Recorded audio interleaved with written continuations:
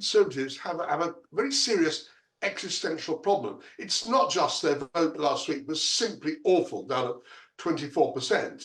It's that they lost quite separately on two distinct fronts. They lost all those red wall seats they'd taken from Labour a few years ago, which were mainly populated by Leave voters, and they pledged to reform in very large numbers. So you think, it's easy to say what the Tories need to do. They need to get back all those Leave voters who went to reform. The trouble is that won't work on the other front.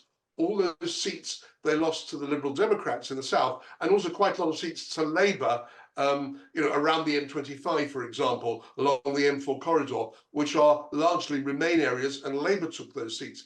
So if they move too far to appease the voters who went to reform, they risk losing at least as many votes nearer the centre. The One Nation Tories, they lost the Liberal Democrats and Labour in the south. Let's move to this now. A new YouGov survey for The Times has put the former Home Secretary James Cleverly as an early favourite amongst voters to replace Rishi Sunak as leader of the Tory party. The polling found that there was little enthusiasm for any of the candidates, but among those names put forward, such as Kemi Badenoch, Suella Braveerman and Priti Patel, Mr Cleverly was a favourite. 39% of potential voters saying he'd make a good leader. So let's talk to Peter Kellner, political commentator and former president of YouGov, about this. Peter, I was intrigued by these findings, given that it's generally assumed that after this historic defeat, Tory voters would want an out-and-out right-winger, not someone who's sort of in the mould of a one-nation Conservative. What do you make of it?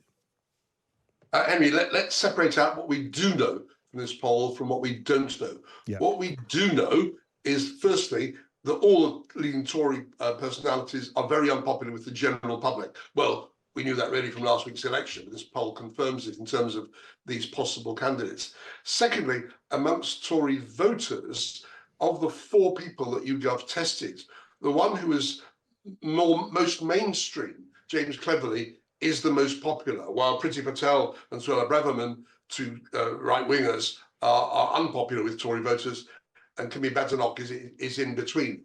But what we don't know is what will happen in the coming leadership election, because this was a poll of voters, not of Tory party members. So when you said we assume that a right-winger would get the leadership, I agree with you, because it's not Tory voters who have the say, it's Tory party members. And we know from the last leadership election between Liz Truss and Rishi Sunak, they went for the more right-wing candidates, and I think they will again. Yeah, and you often hear leading Conservatives, usually parliamentarians, saying the Tory party is a broad church, but it doesn't seem as though that's reflected in the choices of the party faithful. When you look at the people who have tended to emerge as leaders of the party, whether it's in government or opposition, they don't tend to be the One Nation people.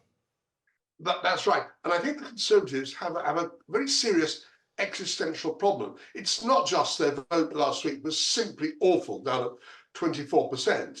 It's that they lost quite separately on two distinct fronts.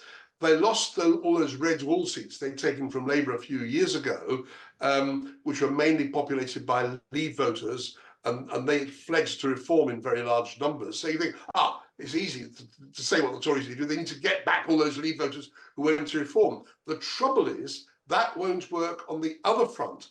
All those seats they lost to the Liberal Democrats in the south, and also quite a lot of seats to Labour, around the M25, for example, along the M4 corridor, which are largely Remain areas, and Labour took those seats. So if they move too far to appease the voters who went to reform, they risk losing at least as many votes nearer the centre. The One Nation Tories, they lost the Liberal Democrats and Labour in the south. They've somehow got to find a way to bridge that gap. Yeah, and the question is how? It's quite a conundrum, isn't it? Because you want to present yourself as a leader who will take the party from the ruins of this historic defeat to something emerging like credibility, and then in 5 years' time to put yourself before the electorate to say, we've listened, we've understood, we've changed, and we can represent. It's quite a task. Absolutely. Some of your older listeners will remember what happened to the Labour Party in the 1980s when they faced a sort of mirror image of what is now happening to the Conservatives.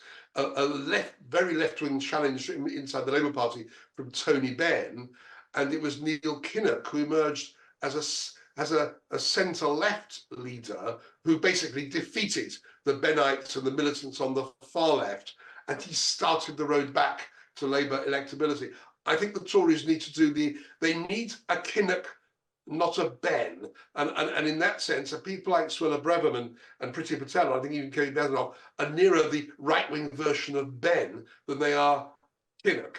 And I think if they go down that route, yes, they'll win back some voters in some seats, but not nearly enough to win the country.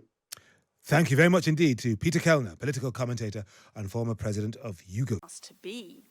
Well, the progress flag says to me one monstrous thing, that I was a member of a government that presided over the mutilation of our children in our hospitals and from our schools.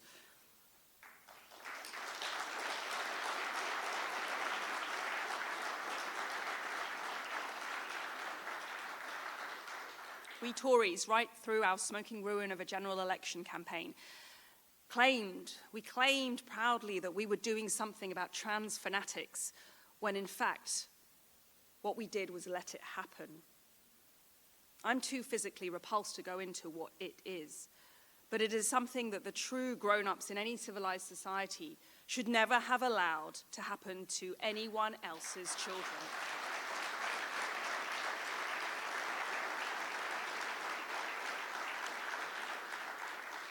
And this is our best defense, that we let it happen, that the fanatics who had worked their way through the institutions were negligently let to get away with it, perhaps by innocent ministers who couldn't comprehend their sick ambitions.